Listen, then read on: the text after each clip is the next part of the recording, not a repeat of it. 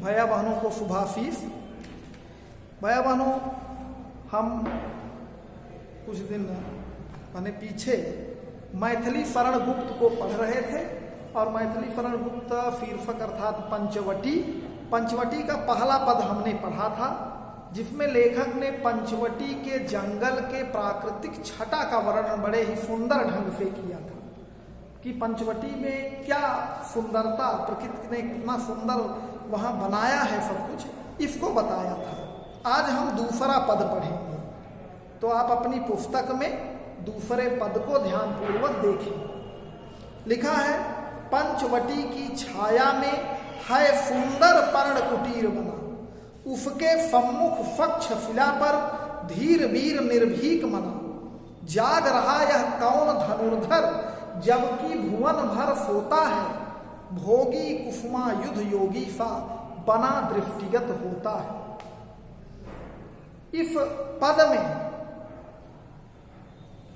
कवि ने लक्ष्मण जी के प्रहरी के रूप में बड़ा ही सुंदर चित्रण किया है कि किस तरह से लक्ष्मण जी अपने कर्म में पूरी तरह से रत हैं, किस तरह से वो पहरा दे रहे हैं उस कुटिया का जिसमें श्री रामचंद्र जी और माता सीता रह रही हैं। उसका वर्णन कवि ने इस पद में किया है। ये आप प्रसंग लिख देंगे। अब भावार्थ देखें। लिखा है, पंचवटी की छाया में है। कवि कहता है कि पंचवटी के जंगल में सुंदर पर्ण कुटीर बना, पत्तों से बनी एक कुटिया है। पत्तों से एक कुटिया बनी है, अर्थात पंचवटी के जंगल में पत्तों से एक कुटिया बनी हुई है और उसके सम्मुख स्वच्छ शिला पर और कुटिया के सामने एक बड़ा सा श्वेत रंग का पत्थर है। शिला माने पत्थर, और उस पर धीर वीर निर्भीक मना, उस पर एक धैर्यशाली वीर निर्भीक निडर मन वाला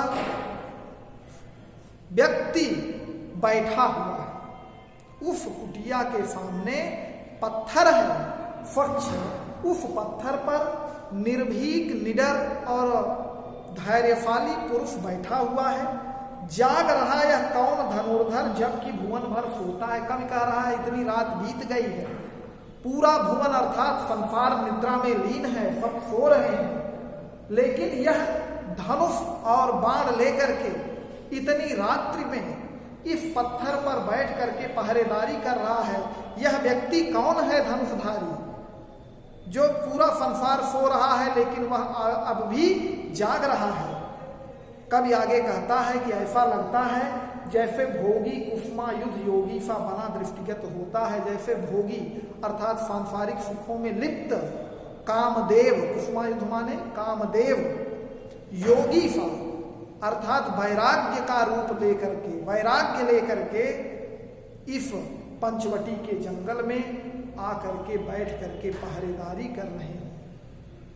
अर्थात कवि कह रहा है कि देखने पर ऐसा यह पुरुष लग रहा है जैसे यह कोई सांसारिक राज वैभव के योग्य हो, लेकिन यह राज्य वैभव के भोग को, उसके सुखों को त्याग करके कामदेव के समान सुंदर योगी वैरागी बनकर के इस जंगल में पहरेदारी कर रहा है। भैया बहनों, कवि ने बड़ा ही सुंदर चित्रण किया है।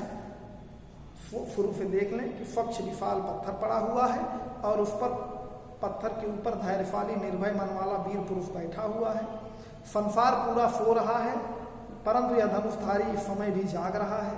यह वीर ऐसा दिखाई दे रहा है जैसे भोग करने वाला कामदेव यहाँ योगी बनकर आकर के बैठ गए हैं।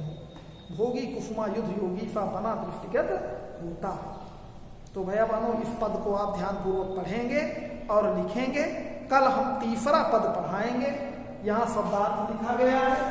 पर्ण कुटीर माने पत्तों से बनी कुटिया, निर्भीक माने निडर, भुवन माने संसार, कुसुमा युद्ध माने कामदेव, भोगी माने सांसारिक सुखों में लिप्त। काव्यगत सौंदर्य में भाषा खड़ी बोली, रस शांत, छंद मुक्तक, अलंकार अनुप्रास, गुण प्रसार, शब्द शक्ति अविधा, ये काव्यगत सौंदर्य है। इसे याद करेंगे तो मैथिली शरण गुप्त की ये खड़ी बोली की कविता है जो हमारी बोलचाल में है। आपको याद भी हो जाएगा, भावार्थ भी होगा। जैसे आप पढ़ें, पंचवटी की छाया में है सुंदर पर्ण कुटीर बना,